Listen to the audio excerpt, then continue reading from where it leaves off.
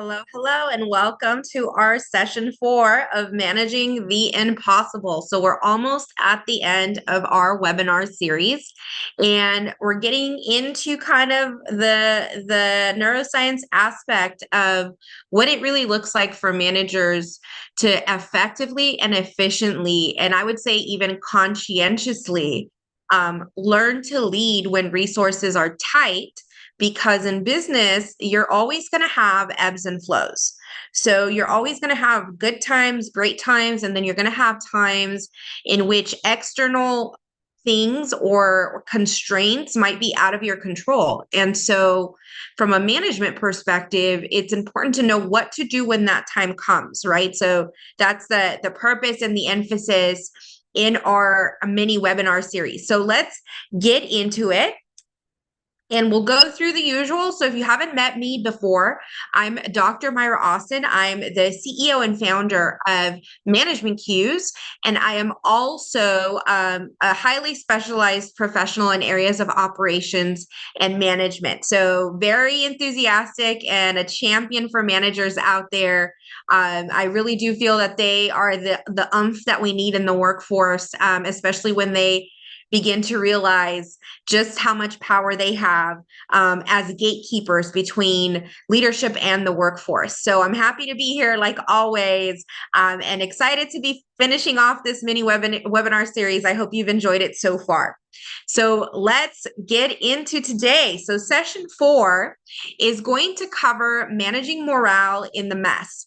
So some natural things that happen to us when we're dealing with constraints, when we're dealing with frustration and burnout, which tends to happen the more constrained we are, the more pressure we feel, the more we start to have this sort of impact in the workforce and on our team. So managing morale in the mess is encompassing an awareness of, yes, it's messy, yes, it's uncomfortable, yes, we're lacking resources. What mind shift do I need to step into? And that's what we're going to focus in today, as we look at the amazing strategic tool that understanding morale means to managers. Okay, so here we go. So today we're going to cover how the brain interprets scarcity. And I think that this is really important. It's an important element, not just of management, but of leadership as well, for us to understand that when we are cornered or when we feel stuck, we tend to respond in a very specific way because of the way that our brain is wired. And so understanding how human beings respond to scarcity helps understand their behavior and their decision making. We're going to talk about moral versus morale, because there's a dynamic that plays out there and what that looks like from a brain perspective. We're going to talk about the reward pathway. In our previous sessions, we talked about the power of dopamine and the power of activating our reward center in the brain. So we're going to talk about common pitfalls that managers face, common issues that they run into, strategies to sustain morale, and practical activities that you can take on that are cost effective if they cost anything at all. But most of all, they're strategic and they're proven to work because our understanding of how people work is aligned with what we're doing. So we'll share a little bit about that. We'll share, of course, our weekly management tool, and then we'll open it up to Q&A and closing thoughts. So here we go. So first, I think it's important to understand the role of morale, right? So morale is important when resources are strained. So first, acknowledging that, yes, it does play a role, and yes, we should be aware of that. Teams with high morale stay productive even when the resources are limited. So even when there's challenges, even when there are tough decisions to be made, there are things that we do better when morale is high. So scarcity triggers the brain's threat response. That's natural. That's going to happen. Strong morale counters that response by managing the stress and encouraging trust and motivation, even if we're moving through a difficult time. So that's why it's important to understand, like, what's natural, what happens naturally in our brains when certain things happen, and how do we counter that? So positive morale reduces burnout and prevents turnover during tough times. I can't tell you how many times I've coached managers or trained management teams or even developed my own managers that report to me who have struggled with burnout. And there's this idea that burnout is inevitable. And I think that it's a false narrative that we teach ourselves, especially if part of our culture or dynamic in the work environment is do more, complain less, or don't, just get it done, or, overtime is, glamorized. Those types of things kind of speak to things that are feeding into burnout, not necessarily mitigating it, and doesn't always necessarily translate to quality or productivity, right? So I think that making those distinctions along the way make a significant difference.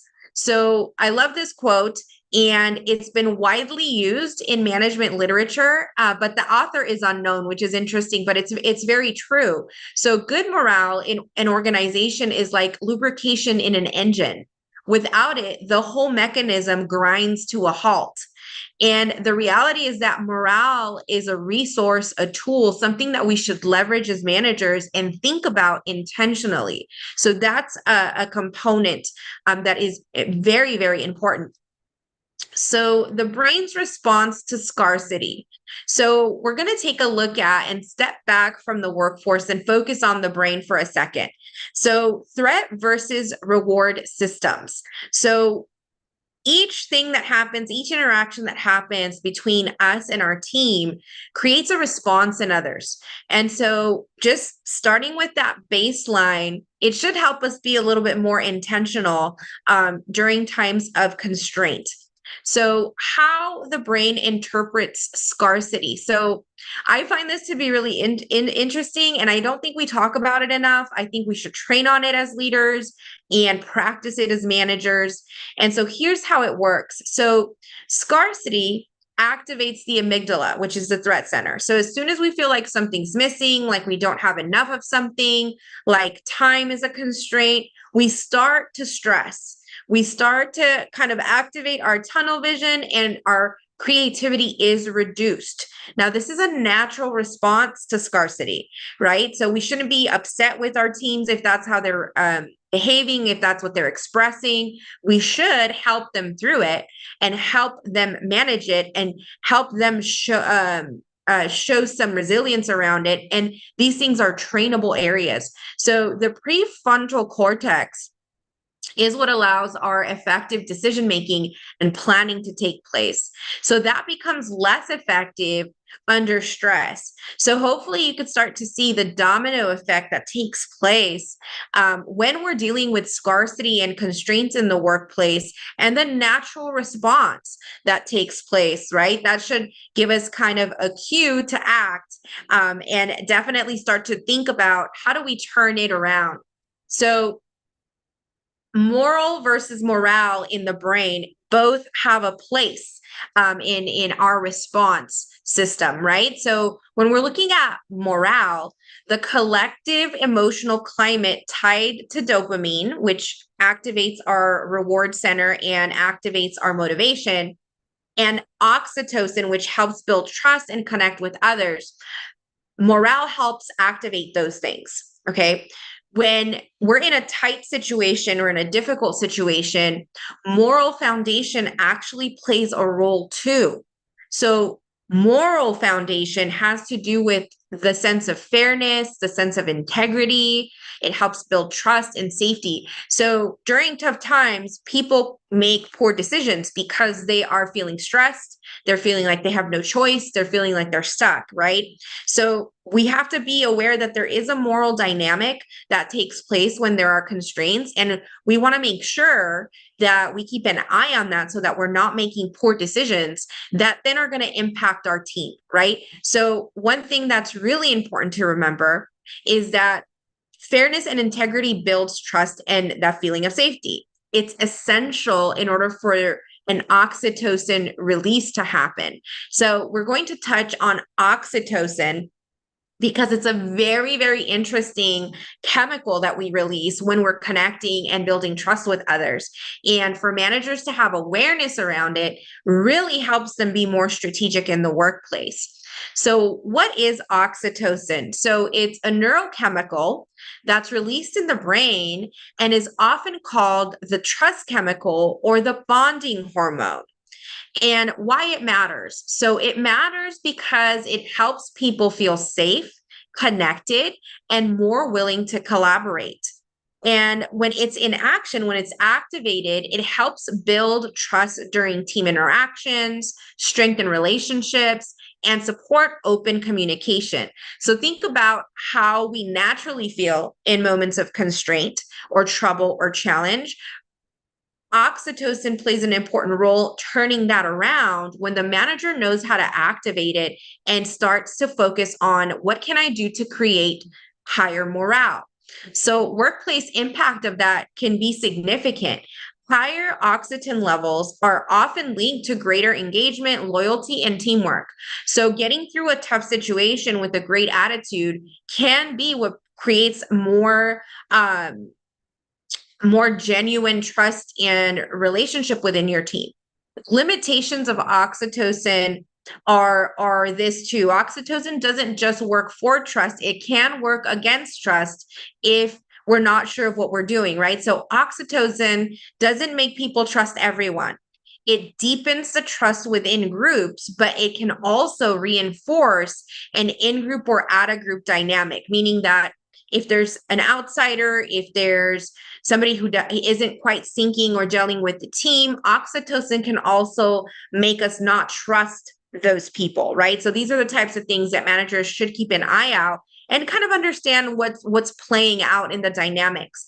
The takeaway for managers here is managers can trigger oxytocin naturally by showing recognition, practicing empathy, and creating psychologically safe environments. So very important things to think about there, and important for managers to sync up for sure. Okay, so let's keep taking a deep dive here. So the reward pathway. So we have talked about the reward pathway in our sessions because dopamine is activated when we understand the reward center in the brain. So here's something to just reinforce what we've shared across this webinar series. Small wins create dopamine boost, keep motivation alive, keep it going. Recognition and fairness actually creates an oxytocin boost, which strengthens trust in leadership.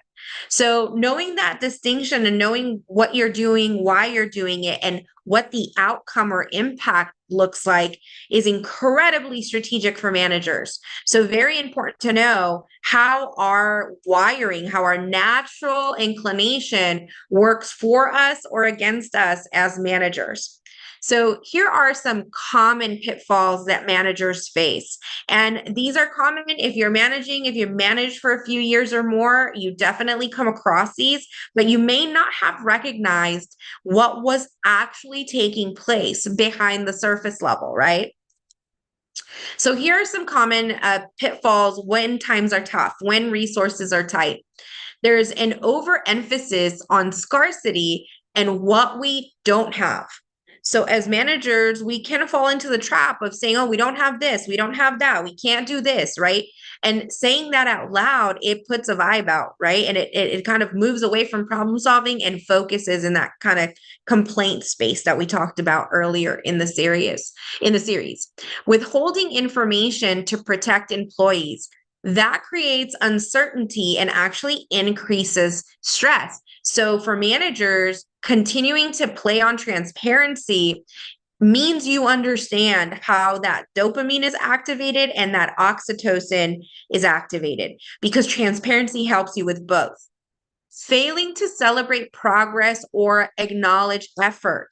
This is an easy trap when you're in the mode of let's just get it done. Let's just get this done. Let's check off the box. And that's the push, right? So if you're pushing that way, that could be you kind of setting yourself up to fail during a time where people are already stressed or already burnt out or already feeling an absence of safety.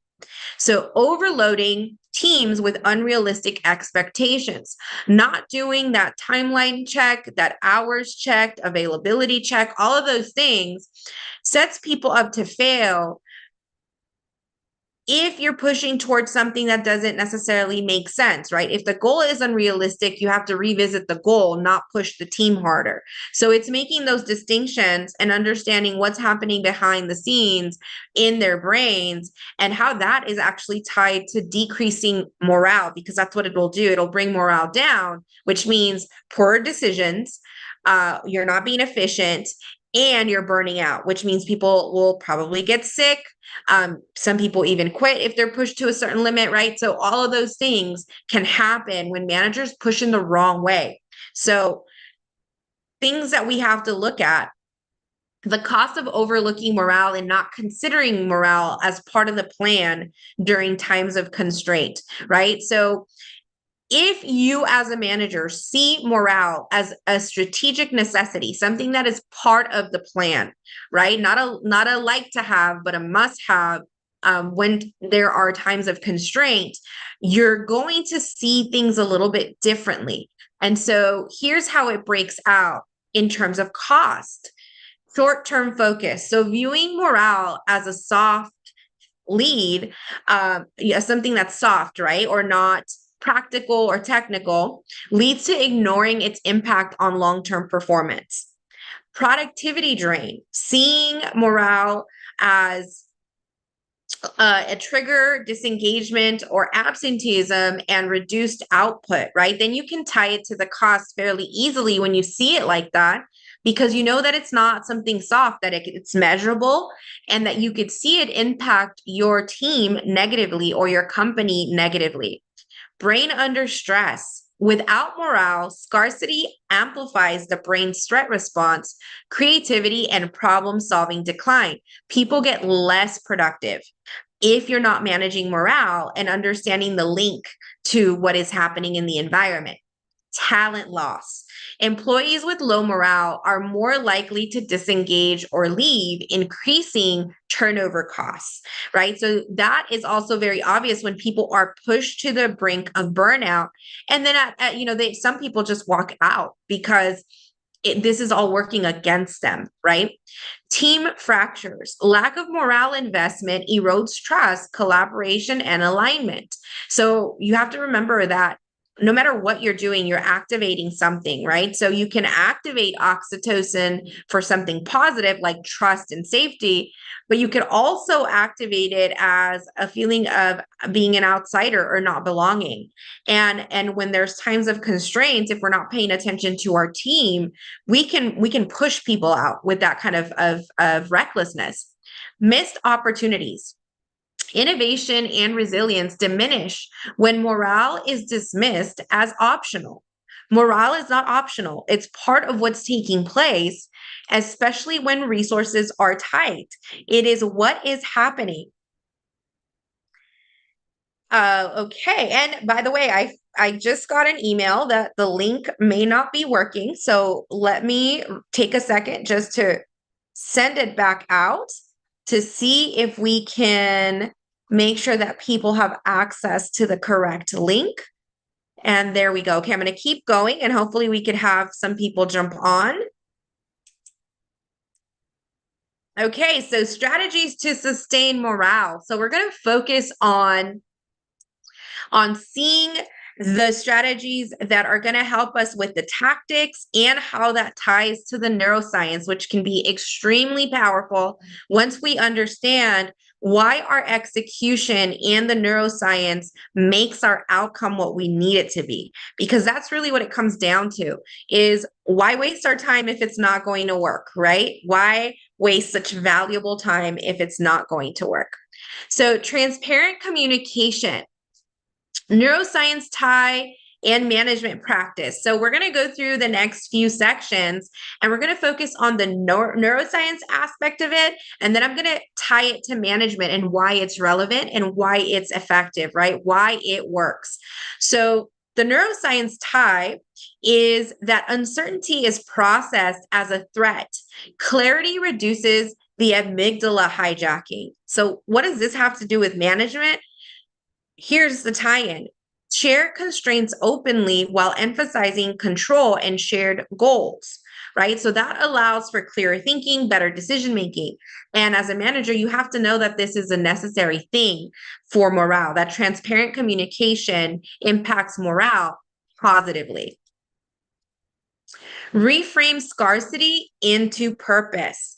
So the neuroscience tie is that the brain seeks meaning.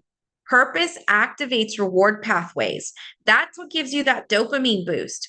So connect daily work to larger impact missions, right? Connect those large, big organizational goals to what you're doing, make it meaningful, and highlight impact beyond resources.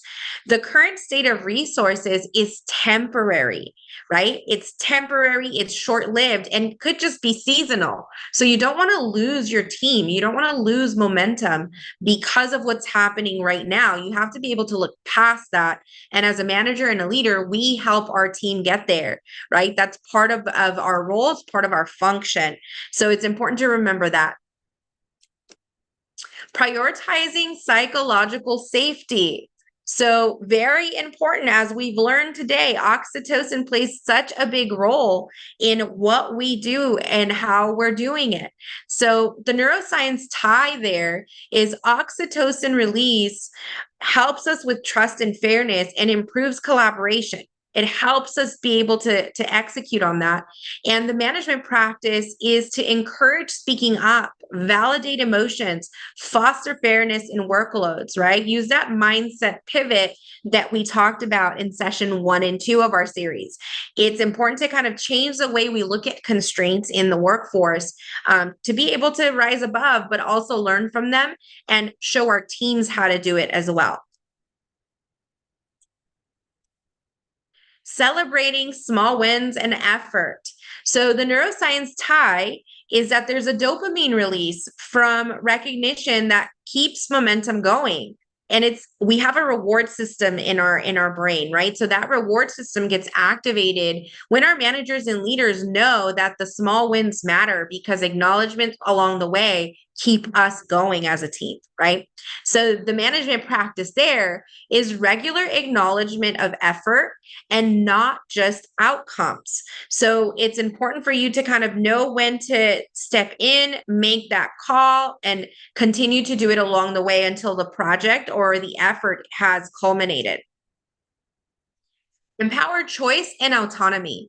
The neuroscience tie is autonomy strengthens the prefrontal cortex and reduces the threat response. So safety is a big thing with teams, and when we're dealing with constraints, it gets us through faster with stronger outcomes. So the management practice there is involving team in decision making where possible and offering flexibility in methods. And we're going to share some really easy practical things that you can do that don't cost money or cost very little to do, but activate that morale in the team.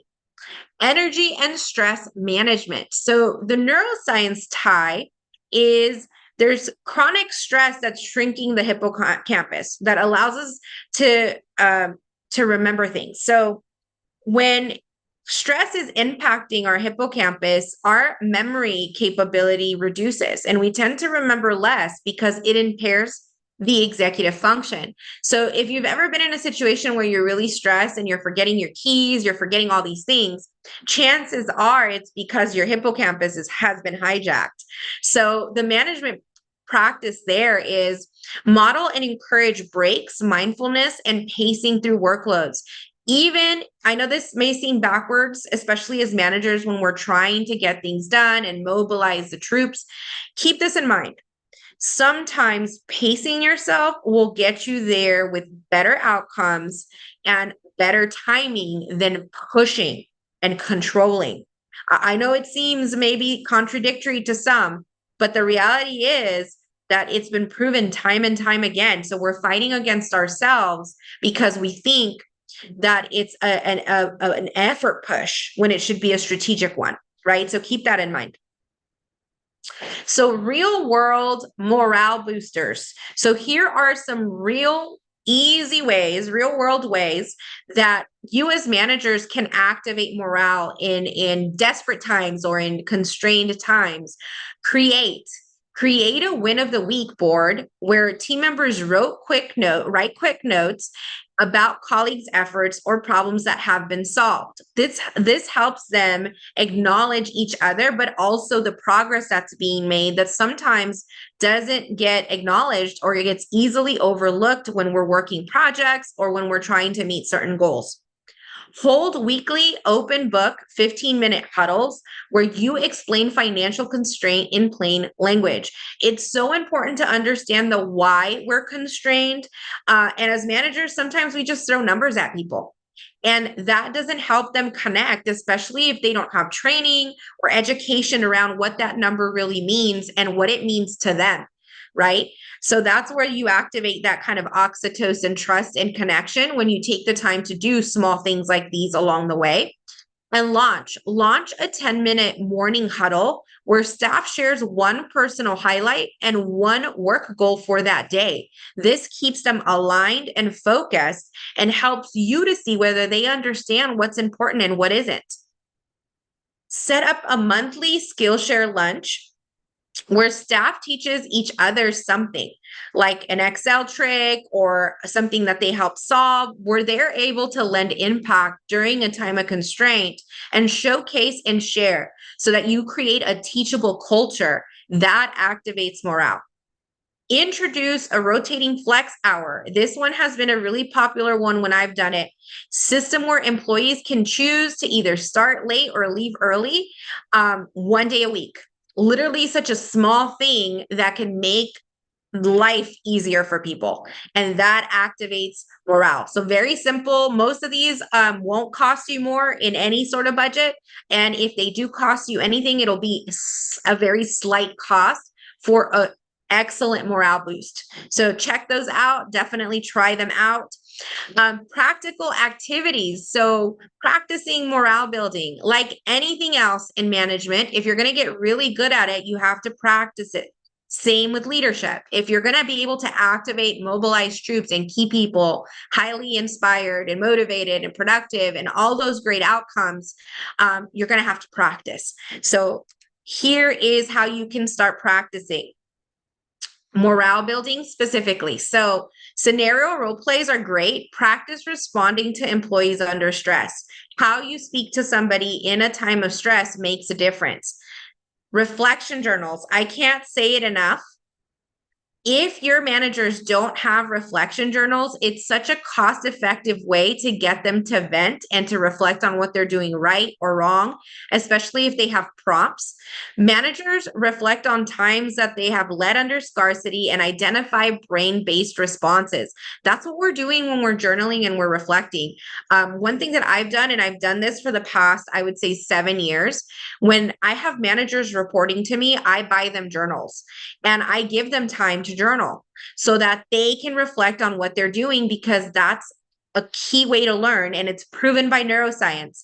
So team stimulation, manage a project with limited resources, apply morale building strategies. So that means take what you're learning in this mini series and do it when you actually are faced with a constraint in the environment, and keep on doing it. You only get better at managing stress and constraint when you actually practice some strategy around it.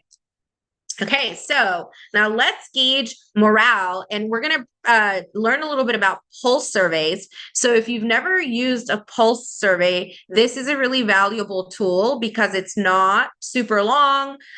You could focus on just an area of morale and get some feedback as to how well you're managing it or how your team is feeling.